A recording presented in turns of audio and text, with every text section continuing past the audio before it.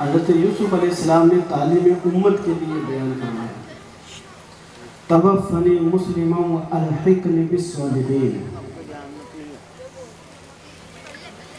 اس سے پہلے جو قرآن پاک میں ذکر ہے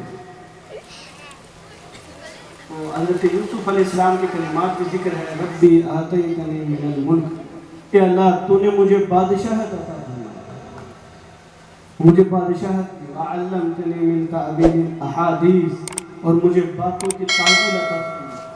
خوابوں کی تعبیر کی تعبیر عطا فرمائی۔ تو ولی ہے، کارساز ہے۔ دیکھیں حضرت سلیمان علیہ السلام کو اللہ تعالیٰ نے ملک بھی عطا فرمایا، بادشاہت عطا فرمائی۔ حضرت یوسف علیہ السلام بادشاہت ملی، اللہ نے علم سے بھی نوازا، لیکن پھر بھی تعلیم امت کے لیے حضرت یوسف علیہ السلام کہہ رہے توفنی مسلمہ، اے اللہ مجھے حالت اسلام میں وفات عطا فرما، والحقنی بالصالحین، یہ تعلیم امت کے لیے تھا، ورنہ آپ تو نبی ہیں۔ بلکہ بعض مفسرین اعظام نے اس کے یہ بیان فرمایا ہے کہ الحقنی بالصالحین، ان کے قریب فرما جو تیرے قربت کے لائق ہے، ورنہ اس سے مراد انبیاء کرام کی جماعت ہے کہ اللہ جیسے تیرے اور نبی جس تیرے قرب میں رہتے ہیں اسی قرب میں مجھے داخل کرنا۔ اور بعض علماء کرام تفسیر مدارک وغیرہ میں یہ ذکر ہے کہ الحقنی بالصالحین یہ تعلیم امت کے لیے تھا۔ پتہ یہ چلا کہ کسی شخص کے پاس اگر بادشاہت ہو تو پھر بھی وہ خالی، کسی شخص کے پاس صرف علم ہو پھر بھی وہ خالی، کسی شخص کے پاس حکومت ہو پھر بھی وہ خالی، جب تک کہ کسی صالحیت کا قرب اسے نہ ملے، کسی شیخ کا قرب۔ یہ صرف حضرت یوسف علیہ السلام کی بات نہیں، حضرت ابراہیم علیہ السلام سورہ شعراء میں حضرت ابراہیم علیہ السلام کا بھی وَهَبْ لِي حُکْمًا وَأَلْحِقْنِي بِالصَّالِحِينَ، حضرت ابراہیم صلی اللہ علیہ السلام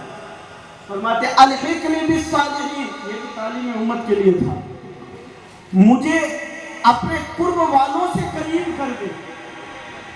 میرے مولا مجھے ان سے قریب کر دے، یہ بھی تعلیم کے لیے تھا، اس لیے کہ ابراہیم خلیل اللہ ہیں اور نبیوں سے بھی ان کا مرتبہ بلند و بالا ہے، یہ بھی تعلیم امت کے لیے تھا۔ لیکن میں کہنا چاہتا ہوں کہ تعلیم انبیاء کرام میں یہ بیان فرماتی ہے کہ تمہارے پاس اگر ملک ہے، تمہارے پاس اگر حکومت ہے، لیکن اولیاء اللہ کی نسبتیں تمہارے پاس نہیں، سمجھ لینا تم خالی ہو، تمہارے پاس کچھ بھی نہیں ہے، جب تک کہ تمہاری ملاقات صالحین سے نہ ہو۔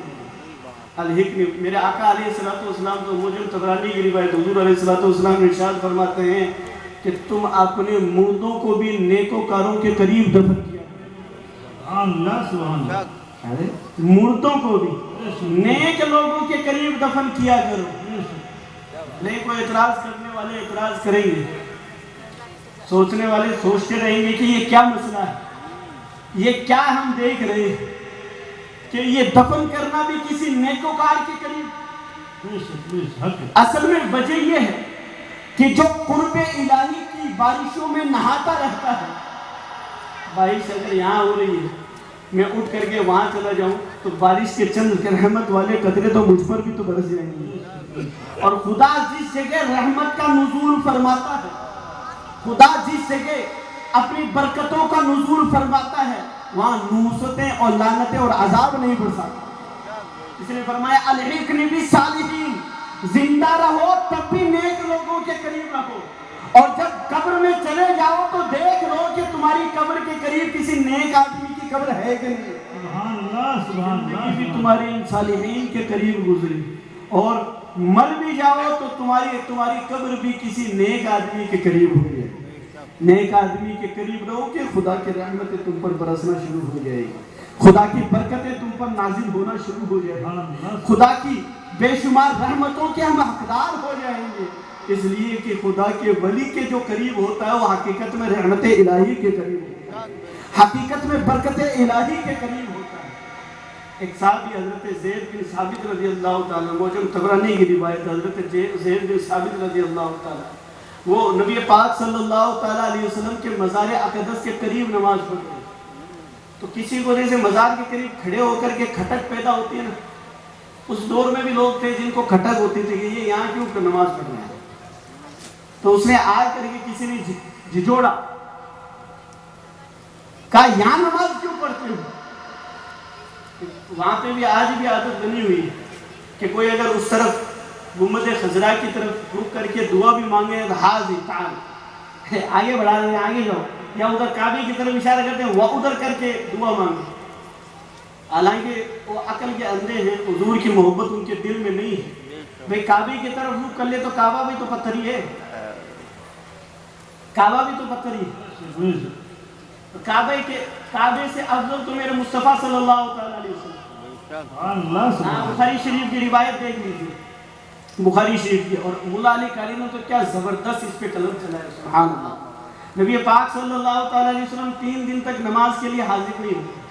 آپ کی طبیعت تھوڑی ناساز تھی، علی تھی۔ حضرت ابو بکر صدیق رضی اللہ تعالیٰ عنہ نماز پڑھا رہے، صحابہ کرام فرماتے ہیں کہ اچانک ہم نے دیکھا کہ نبی پاک صلی اللہ تعالیٰ علیہ وسلم نے اپنے دروازے کا پردہ ہٹایا اور ہمیں نماز پڑھتا ہوا دیکھا، ہمیں نماز پڑھتا ہوا دیکھا۔ تو کہا،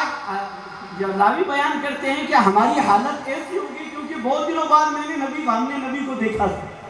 حضور کی جلوہ گری بہت دنوں بعد میں ہوئی تھی۔ صحابی کہتے ہیں ہماری حالت یہ تھی، ہماری کیفیت یہ تھی کہ ہم نماز توڑ کر کے نبی کے قدموں میں پہنچ جائیں۔ اب پہلے ایک مسئلہ بتا دوں، جو حاجی لوگ ہیں وہ جانتے ہیں کہ جو امام کا منبر ہے پرانی مسجد کا منبر ہے، اور وہ جگہ اور نبی پاک صلی اللہ تعالیٰ علیہ وسلم کا حجرہ مبارک اس میں بہت فرق ہے، ٹھیک ہے، جیسے یہ امام ہے یہاں کھڑے ہوئے، یہ امام ہے یہاں پہ کھڑے ہوئے، نبی پاک صلی اللہ تعالیٰ علیہ وسلم کا حجرہ شریف وہاں ہے، تو بھئی میں یہاں نماز پڑھ رہا ہوں، وہاں کیسے دی جائے گا؟ وہاں کیا ہو رہا کچھ پتہ چلے گا؟ میرا رخ ادھر ہے، وہاں کیا ہو رہا پتہ چلے گا؟ نہیں پتہ چلے گا۔ اب مولا علی قاری نے اس میں بڑی زبردست بحث کی، انہوں نے فرمایا صحابہ کو پتہ کیسے چلا کہ حضور دیکھ رہے ہیں؟ پہلی بات تو یہ کہ حضور کا پتہ کیسے چلا وہ دیکھ رہے ہیں؟ تو حضرت مولا علی قاری بیان فرماتے ہیں وہ یوں کہ جیسے ہی ابھی حضرت شریف صاحب پالی نے دامت برکاتہم العالی میں بہت شاندار خوبصورت منقبت پڑھی، رخ سے پردہ اب اپنے ہٹا، جالیوں پہ نگاہ پڑی۔ تو میرے خیال سے صحابہ کرام نماز بھی پڑھتے تھے تو نبی پاک صلی اللہ تعالیٰ علیہ وسلم کے حجرہ اقدس کے اوپر بھی نظر ڈالتے تھے کہ آج حضور باہر تشریف لائے۔ تو حضرت مولا علی قاری فرماتے پتہ کیسے چلا؟ تو کہا اس لیے کہ جب پردہ ہٹایا نبی پاک صلی اللہ تعالیٰ علیہ وسلم کے چہرے اقدس سے وہ نور نکلا جس نے مسجد نبوی کو روشن کر دیا، اور وہ نور دیکھ کر کے صحابہ سمجھ گئے مصطفیٰ آ گئے ہیں، حضور ہمیں دیکھ رہے ہیں، حضور ملاحظہ کر رہے ہیں۔ اب چلیے ایک بات اور بتا دوں، جب یہاں سے آپ وہاں دیکھیں گے تو ہم تو نماز میں نیت بھی کرتے رخ میرا کعبہ شریف کی طرف، یہاں تو سب صحابہ کا، امام کا، سب کا رخ مصطفیٰ کی طرف۔ سبحان اللہ۔ اب مسئلہ تو یہ بنتا ہے کہ حضور یہ کہتے دوبارہ نماز پڑھو، کعبے کی طرف سے توجہ ہٹ گئی، تم چہرہ کعبے کی طرف سے پھیر لیا، نماز دوبارہ پڑھو، نماز دوبارہ پڑھنی پڑے گی کعبے کی طرف نہیں۔ حضور نے فرمایا اپنی نماز جاری رکھو، سبحان اللہ، اپنی نماز پڑھتے رہو۔ اب مجھے یہ کوئی مسئلہ بتا دے قرآن کس حدیث میں، کس قرآن میں یہ لکھا ہوا ہے